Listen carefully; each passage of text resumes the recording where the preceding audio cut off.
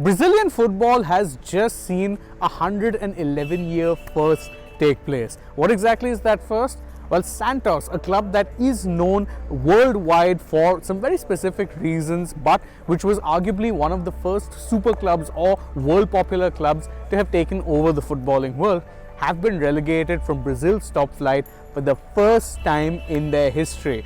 That means the club that has given us the likes of Pele, Robinho, Neymar, Rodrigo Goes and many others will now be playing in the second division of Brazilian football for the first time in their history. Prior to this, Santos were one of 3 clubs to have never ever been relegated from the top flight of Brazilian football, and in fact had become very popular around the world and were arguably the first true global brand. Of course, that's something that they lost out on over the years as European football grew even more so in popularity. But the fact of the matter is that Santos, propelled by the superstardom of one Pele, were the first club to embrace world popularity. In this video, we'll talk about what exactly it is that made Santos so beloved and so popular all around the world.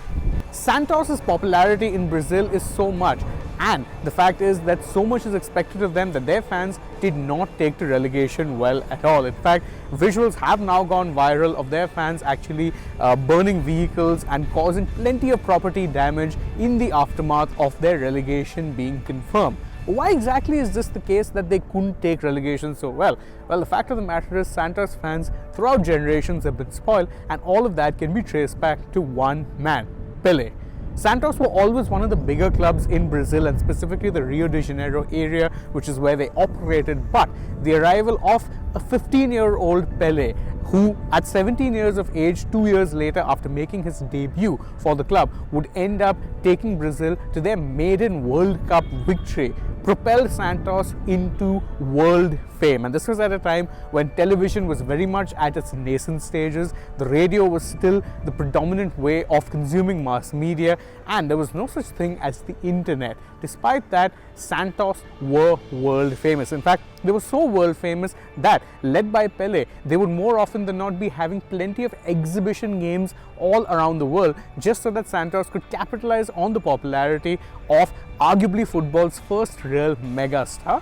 Now, this is what has made Santos such a popular club the world over, and in fact many a football fan of a certain age would have a soft spot in their heart for the Brazilian club, who, truth be told, remain popular even to this day, not necessarily just in Brazil, but even around the world. Because despite the fact that the profile of Brazilian football has fallen a lot ever since the glory days of the 60s and 70s, Santos still have a reputation not only of plenty of success in Brazil, but also of producing some truly talented players. Many a player has come with the tag of being the next Pele and had varying degrees of success. For instance, there was Robinho, who was one of the first players who was put with that tag.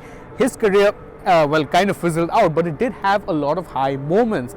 Afterwards, there was of course Neymar. Neymar, you'd remember from his days at Santos, became one of the most expensive players in the world when he joined Barcelona, and afterwards when he left Barcelona to join PSG, he became the most expensive player in the world, a record that shockingly still stands up until this day, despite the fact that it was done about 6 odd years before this.